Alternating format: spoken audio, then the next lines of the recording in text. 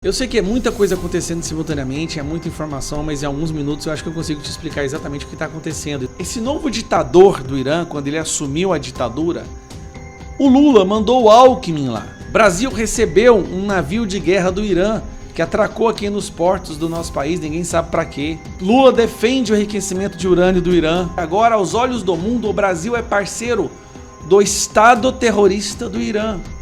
Donald Trump avisou que chegou perto do Irã, será inimigo do mundo ocidental, do mundo democrático. O que o Lula vai fazer nessa hora?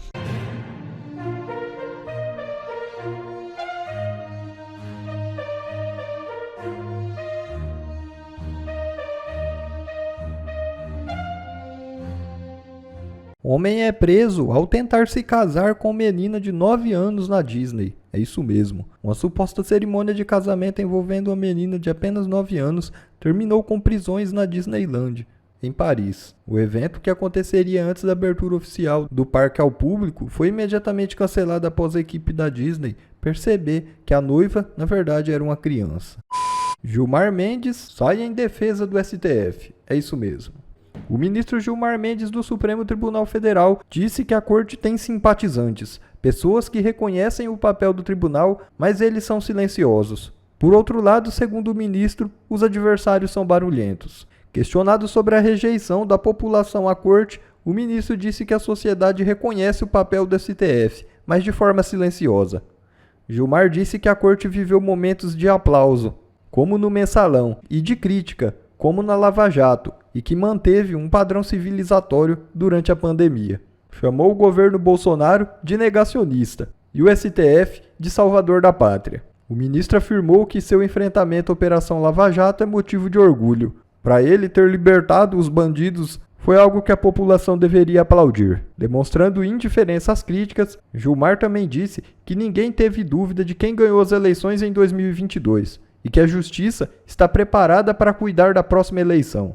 E aí, você concorda com essas palavras do ministro? Deixe nos comentários.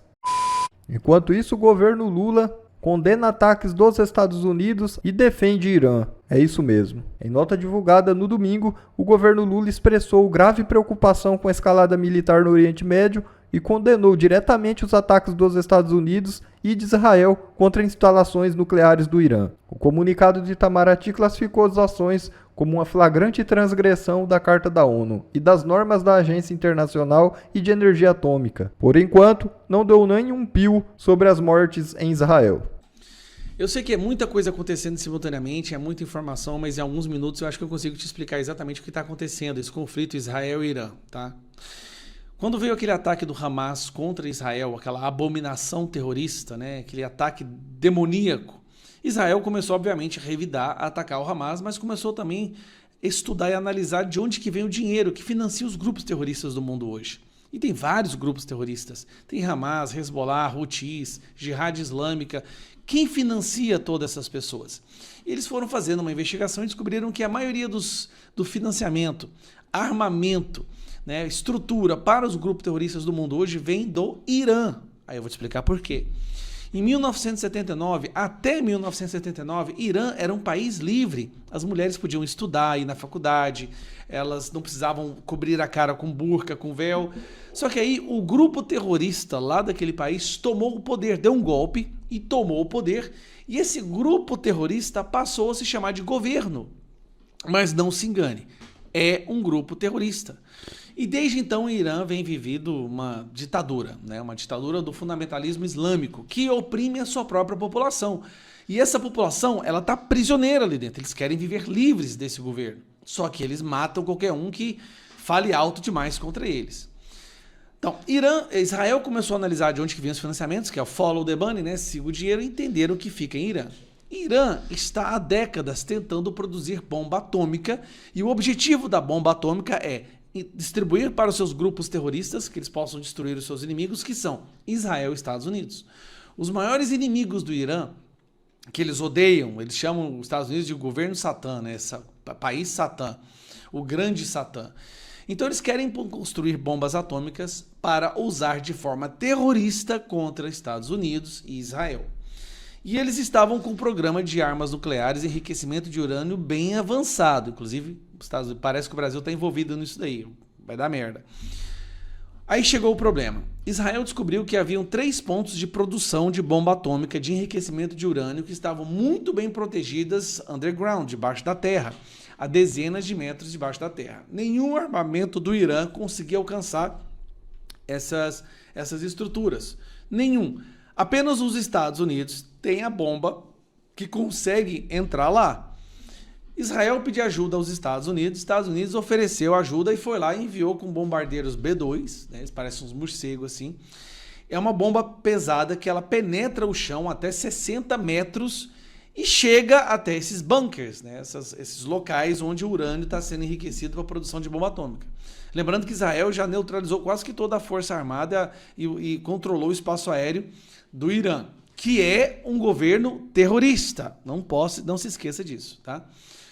Donald Trump aceitou o desafio, ajudou Israel, foi lá e lançou a bomba. E depois ele fez esse discurso. Thank you very much. A short time ago, the U.S. military carried out massive precision strikes on the 3 key nuclear facilities in the Iranian regime, Fordow, Natanz, and Esfahan. Everybody heard those names for years as they built this horribly destructive enterprise. Our objective was the destruction of Iran's nuclear enrichment capacity and a stop to the nuclear threat posed by the world's #1 state sponsor of terror. Exatamente. O principal estado patrocinador de terrorismo. Tonight I can report to the world that the strikes were a spectacular military success. Iran's key nuclear enrichment facilities have been completely and totally obliterated. E é interessante que é um país tão sanguinário, tão perverso, que nem os países vizinhos árabes, muçulmanos, defendem muito o Irã. Eles sabem que o Irã é um povo que enlouqueceu, o governo, não a população, tá? A população é prisioneira desse governo e querem se libertar. É como Coreia do Norte, tá? É a mesma coisa de Cuba. Só que toda vez que eles esboçam qualquer reação, eles são aniquilados, esquartejados, apedrejados, enforcados e aí por diante. Tá, e aí qual que é a reação disso? O Irã, ele tá numa posição muito peculiar, que é o Estreito de Hormuz. Esse aqui, ó, que eu quero mostrar para vocês. Aqui tá o Irã, vou mostrar aqui, ó. Só para você entenda isso aqui que vai afetar a nossa vida. Aqui tá o Irã, aqui tá Israel, no cantinho daqui, tá vendo? O Irã tá aqui. Aqui, olha, tudo, Afeganistão, grupo terrorista, Iraque tem grupo terrorista, aqui é tanto terrorismo aqui, cara. E aqui chama o Golfo Persa, tá vendo aqui, ó, o Golfo Persa? Aqui fica Kuwait, Arábia Saudita, Emirados Árabes, aqui fica uma das grandes áreas, portos de distribuição de petróleo pro mundo, tá? O petróleo é extraído nessas áreas aqui, tá? E aí é enviado para os portos que tem aqui, ó. Esses portos que tem em Catar, tá vendo? Al-Jubail. E aí esses navios passam pelo estreito, esse estreito aqui, ó.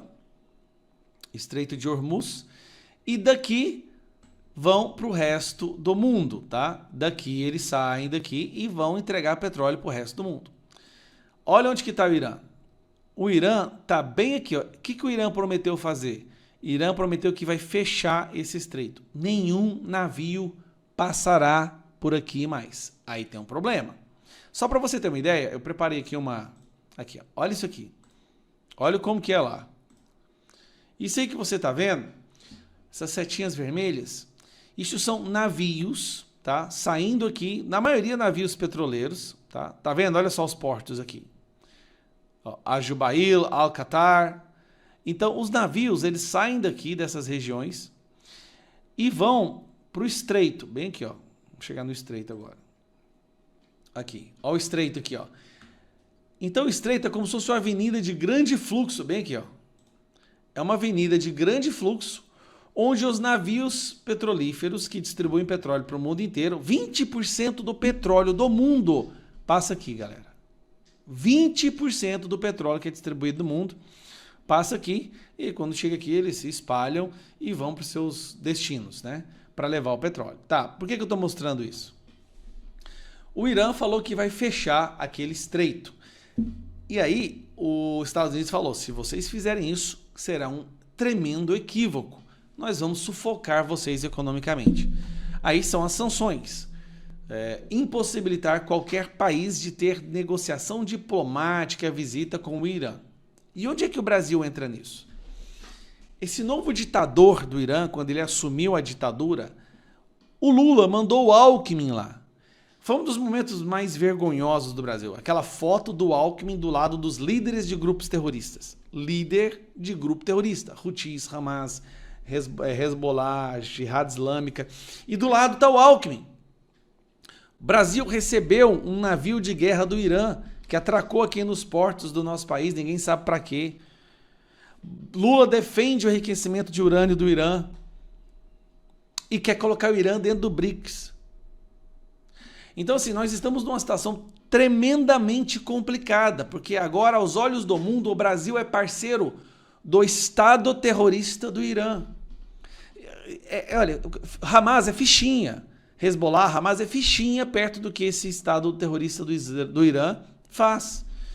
E o Brasil está lá envolvido no meio desse povo, graças ao Lula.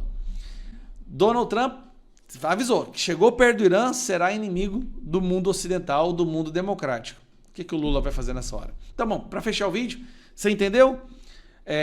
O governo do Irã, os ditadores do Irã têm que ser derrubados. Tudo que a gente precisa fazer, que o Estado está tentando fazer, é enfraquecer esse regime ao ponto da população poder revidar e resgatar a sua nação. Tá bom? Falei que eu ia explicar rapidamente? Tá explicado. Tchau. O exército de Hitler foi derrotado, mas aparentemente o nazismo venceu e está proliferando em todos os lugares do mundo. Nunca se viu tanto antissemitismo, tanto ódio aos judeus como se vê agora. A Rede Globo, então, é o epicentro do antissemitismo no Brasil. É impressionante. Vocês viram, devem ter visto, né, a abominável fala da Eliane Cantanhede, uma jornalista que está na Globo há 17 anos. 17 anos falando besteira. Recentemente, teve uma outra besteira que ela falou. Obviamente, não se equipara a essa última dela. Mas vocês se lembram disso aqui? Ó? Isso aqui tem alguns meses. Foi na época que o Nicolas fez o Pix que acabou com o vídeo do Pix que acabou com o governo. Desqualificar. E aí há uma pressão que é de partidos políticos, mas que encontra eco dentro do governo para criminalizar essa posição, essa desqualificação que o Nicolas Ferreira fez. Por quê? Porque você desacreditar, né, atacar medidas públicas é crime. Você desacreditar ou atacar medidas públicas é crime. Isso é tão ditatorial. Nem a TV estatal da China teria coragem de falar isso abertamente, tá? Aí você fala, não, esse aqui é o fundo do poço. Aqui, depois disso, essa mulher deveria ter sido demitida da Globo. Não foi. E aí, como não foi demitida, nós tivemos o desprazer de ver mais esse trecho aqui. Gaza, né? Matam, né? Milhares e milhares de... Quando eles usam esses números, milhares e milhares de pessoas mortas na faixa de Gaza, eles estão usando, aí eu quero que você preste atenção, números publicados por Hamas, tá, pessoal? Hamas, eles criaram um Ministério da Saúde, um grupo terrorista tem um Ministério da Saúde, e esse ministério fala números para o mundo. Olha, Israel matou 10 mil crianças. As pessoas usam esses números como se fosse verdadeiro, mas sabendo que é mentira. Eles usam, mas sabem que é mentira. Pessoas. E os mísseis que saem do Irã e caem, efetivamente caem em Israel, não matam ninguém. Tem uma mortezinha daqui, outra dali. Onde quer que Hitler esteja agora, lá no quinto dos infernos, ele está vibrando. Pensa num cara que tá feliz, que ele tá assim, posso ter perdido a guerra, posso ter perdido a batalha, mas vencemos a guerra. O que essa mulher tá falando aí é crime. É desmerecendo, desvalorizando a vida dos judeus, como se fosse uma mortezinha aqui, uma mortezinha ali. O que ela não entende é que não morre tantas pessoas em Israel, porque o povo de Israel defende a vida dos israelenses, dos judeus. Eles criam bunkers, eles não colocam pessoas inocentes em áreas que vão ser atingidas por mísseis, como o pessoal do terrorismo faz, justamente para inflar os números. Eles se preocupam com cada vida de Israel. E tem 23 feridos daqui, 40 dali, feridos. Isso é o tipo de míssil ou é o tipo de edificação e de proteção às estruturas de Israel que são mais poderosas? Você percebe que ela fala como se estivesse torcendo para que mais judeus morressem? e indignada porque só alguns morrem. Bom, pegou muito mal. Essa fala dela pegou muito mal, ao ponto dela ter que virar o Twitter e escrever: depois de rever a gravação da pergunta que fiz na sexta-feira, reconheço que me expressei mal e dei margem a conclusões equivocadas. Uma mortezinha aqui e outra ali, que não representa meu pensamento, pelo que peço desculpas. A intenção foi fazer uma pergunta técnica sobre o armamento de sistemas de defesa. Você falou a verdade do que você pensa da vida de um judeu. Você usou mortezinha aqui, mortezinha dali. Por que você não falou então de forma técnica? Porque o número de mortes de ataques de mísseis em Israel é menor do que o ataque de mísseis. E mesmo assim pega mal, né? E mesmo assim continua... Opa! E mesmo assim continua sendo indefensável. Vamos lá. Aí, a Globo tem que fazer uma matéria sobre isso. Olha que loucura.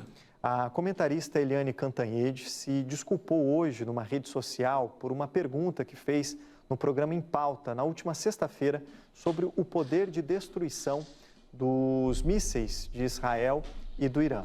Eliane reconheceu que a fala permitiu conclusões equivocadas. Vamos dar uma olhada aqui no post? Eliane escreveu o seguinte, olha, as conclusões equivocadas. A Globo News está empenhada em fazer uma cobertura ampla e isenta do... Isenta? O porta-voz do Exército de Israel acabou de soltar um vídeo falando que vocês não cancelaram a entrevista com ele 3 ou 4 vezes. Pela primeira vez nós temos um porta-voz do Exército que fala português e vocês não querem recebê-lo. Sabe por quê? Porque o que sobrou da Globo, sinceramente, é por isso que existe o termo jornalista. Porque é isso que a Rede Globo virou. Essa aberração jurídica do Alexandre de Moraes, que ele quer dizer que é um julgamento imparcial, na verdade só trouxe um resultado até agora. Nessa tentativa escancarada, histérica, de tentar culpar Bolsonaro por atos que ele não tem nada a ver, e na verdade atos que nem existiram, né? A única coisa que esse pessoal conseguiu fazer até agora é fazer com que o povo brasileiro se une ao Bolsonaro novamente. Eu vou te dar um exemplo, tá? Em março desse ano, deixa eu ver se foi março. Em março desse ano foi feita uma pesquisa, que é essa aqui, ó, sobre a anistia. Em março, tá aqui, ó, 21 de março foi publicado essa pesquisa, aqui embaixo. E ela dizia, 51% dos brasileiros são contra a anistia pelo 8 de janeiro. Aqui nós estamos em março. Metade, 51% dos brasileiros, declara ser contra anistiar os presos pelo vandalismo em Brasília, em 8 de janeiro. Outros 37% defendem perdoar as pessoas. Então, ali, olha como é que estava o número. Estava 51 contra a anistia e 37 a favor. Não sei se dá para confiar em pesquisas assim, mas esse era um número apresentado numa pesquisa em março desse ano. Bom, em abril, praticamente 2 semanas depois, o resultado já mudou um pouco. A maioria dos brasileiros é contra a anistia aos envolvidos no ataque do 8 de janeiro. Para 56%, os envolvidos nas invasões das sedes, 3 poderes, devem continuar presos, ou seja, aumentou, enquanto 37% defendem que eles sejam soltos. Vamos lá, só para você entender. Em março, o resultado era esse aqui, ó, 51 a 37. Em abril, o resultado já é 56 a 34, já é mais distante ainda, né? Sim, o número de pessoas que querem a prisão dessas pessoas envolvidas. É uma pesquisa estranha, mas tudo bem. Saiu uma pesquisa essa semana. E essa pesquisa dessa semana é preocupante, olha só. Bom, vamos então à nossa pergunta da semana. Em relação às acusações por tentativa de golpe de Estado contra Jair Bolsonaro, entre a condenação e a anistia, qual decisão você apoia? Vamos ver o resultado. O resultado ficou bem dividido ali, 49,3% são a favor da anistia ao ex-presidente, enquanto 49% apoiam a condenação, 1,8% não souberam responder. Então, presta atenção aqui, vamos puxar de novo aqui para você. Nós estávamos assim, ó. O resultado estava isso aqui, 51 a 37, em março desse ano. Agora, já está 49,3 a 49, ou seja, há mais pessoas hoje no Brasil que acham que o Bolsonaro não deveria ser condenado, deveria ser anistiado, se bem que não tem condenação porque não houve crime, não houve golpe, não houve tentativa de golpe, é isso que o julgamento está nos mostrando. 49,3% acha que o Bolsonaro deveria ser anistiado. Se eles pensam isso do Bolsonaro, com certeza o número deve ser muito maior em relação aos manifestantes, das pessoas que estavam ali no Palácio no dia 8 de janeiro, que estavam nos atos de vandalismo no 8 de janeiro. E tem um outro detalhe que também chama a atenção. Olha aqui, essa pesquisa ela é enviesada. Para 55%, investigação e julgamento são imparciais. Bom, se para 55% é imparcial, 45% da população acha que esse julgamento ele é parcial. Ou seja, praticamente a metade da população acredita que o Alexandre de Moraes não está fazendo um julgamento técnico, mas sim uma perseguição política. Eu acho que o número é muito maior que esse, para ser sincero. O que eu entendo é que as pessoas que querem que o Bolsonaro seja condenado, na hora de responder tais perguntas, elas falam que está sendo imparcial, porque o que elas querem é justamente que seja validado o resultado. Mas sabem que está tendo uma perseguição escancarada. Todo mundo sabe. Se esse julgamento levar à prisão do Bolsonaro, a credibilidade do judiciário brasileiro vai deixar de existir. A credibilidade, que se é que existe alguma do STF, se eu não me engano está em 16% hoje, vai deixar de existir. Ninguém mais vai acreditar na justiça do Brasil, a não ser a esquerda, usando a justiça para prender quem eles não gostam. E é isso que virou. Mas, pelo menos, vamos voltar atrás. Há mais pessoas hoje no Brasil que acham que o Bolsonaro deveria ser anistiado do que condenado. E praticamente metade da população do Brasil acredita que esse julgamento está sendo parcial. Ou seja, é um julgamento criminoso que deveria ser anulado. Não está sendo julgado realmente fatos, e sim está sendo empurrada uma narrativa goela abaixo na população desse país. Antes de você ir para o próximo vídeo, lembrando, tá? Eu criei um guia para poder fazer o seu Instagram explodir, você alcançar mais pessoas, ter mais visualizações, mais seguidores, se tornar uma autoridade digital. Hoje no Brasil o Instagram é a principal ferramenta de negócios, de divulgação de serviços e produtos. E eu cheguei onde eu cheguei hoje porque eu soube usar isso, criei um guia e estou aqui falando sobre ele. Clica no link que está aqui embaixo, vai abrir um site e nesse site você vai entender o que você pode fazer para turbinar o seu Instagram. Então tá aqui na descrição e tá fixado no primeiro comentário também. Clica lá e a gente se vê. Bom pessoal, esse foi mais um vídeo. Eu espero que vocês tenham gostado. Se vocês gostaram, deixa o like aqui para fortalecer nosso canal. Logo eu volto trazendo mais informações da política para vocês. Um forte abraço, fiquem todos com Deus e até a próxima.